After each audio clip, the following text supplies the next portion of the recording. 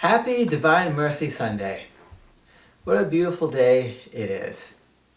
Beautiful in that it's the weekend after Easter and that it's a day where we celebrate the love and mercy and forgiveness of Jesus. In the past, I'm sure you have seen this painting before, usually prominently displayed on Divine Mercy Sunday. What a beautiful image this is. But the story behind it is actually even more awesome and more amazing than the image itself. So let's talk about it for a few moments. It all begins with a girl named Helen Kowalski. She grew up in Poland in the early 1900s. We know her best as Saint Faustina. When she was growing up, she came from a very poor family. In fact, she only had 3 years of education.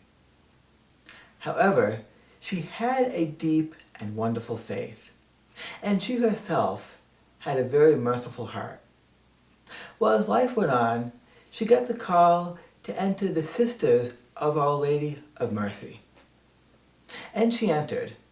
But because she didn't have much education, and because her past really wasn't anything to write home about, she spent most of her time in the kitchen, or tending the garden, or some menial task. Well, on February 22nd, 1931, that was all about to change.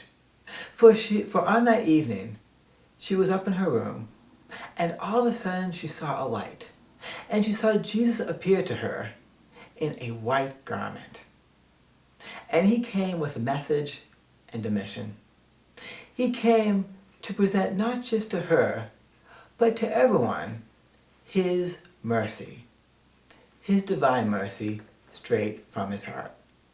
And to do that, he asked her to have a painting commissioned of such mercy, of an image that would convey what Jesus was talking about.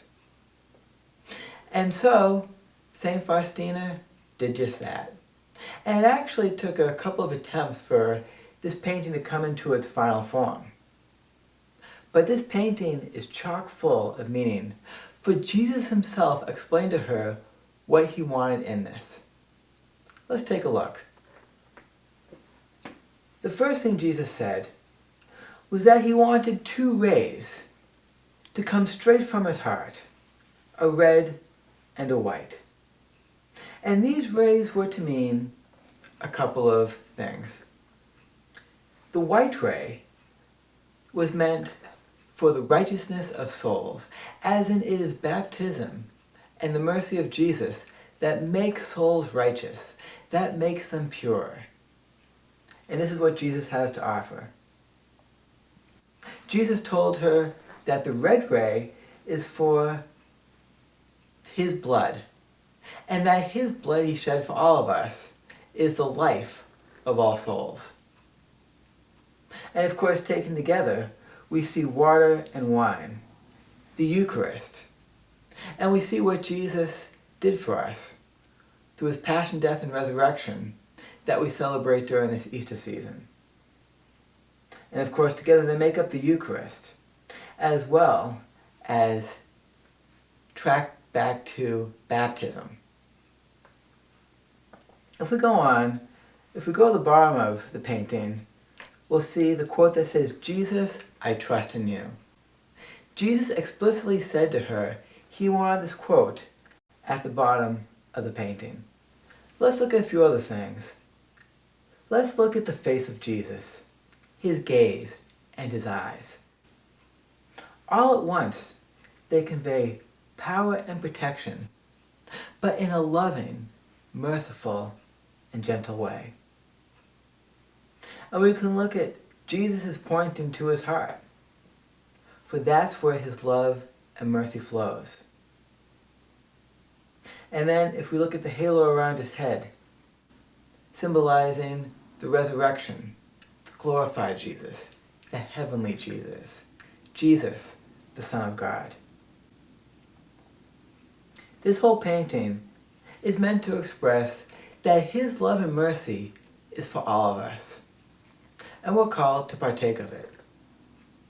Now when Jesus talked to St. Faustina and had this painting commissioned, he went on to tell her that he wanted this painting not only to be displayed where she was, but throughout the church in the entire world. Because he gave her and all of us a mission to spread his divine love. And we can do this through what I call the ABCs of divine mercy. A. The first thing we're called to do is ask for his mercy. As we can see, his mercy is here.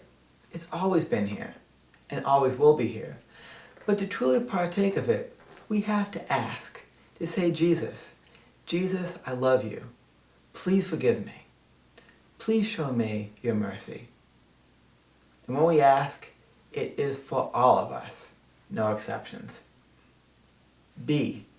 We're called to be merciful to others. For spreading Jesus' mercy is being a beacon of that mercy ourselves. We're called to be forgiving, to be patient, to be loving. We're called to be people whom, when others look at us, they see the mercy of Jesus in us. And then C, we are called to completely trust in Jesus. What a timely message and quote for what we're going through. Let's go back to this painting. You'll notice that the background is very, very simple. If you look close, the clouds of heaven, but everything is dark and gray. It's neutral colors. Because when we look at this painting, our eyes are focused and only focused on Jesus. That is the secret of trust. We're always called to keep our eyes focused on Jesus. Trust by its very nature means that we have to deal with unknowns, even fear. Yet even so, we're called to trust. And since Jesus promised us with his protection, his love, and his mercy, we know that our trust isn't something done in vain, or pie in the sky, or simply a nice phrase. It is completely and 100% real. When we trust in Jesus fully, we will truly experience and partake in his love and his mercy and his protection. So today and every day, let us always say to Jesus, Jesus, I trust in you.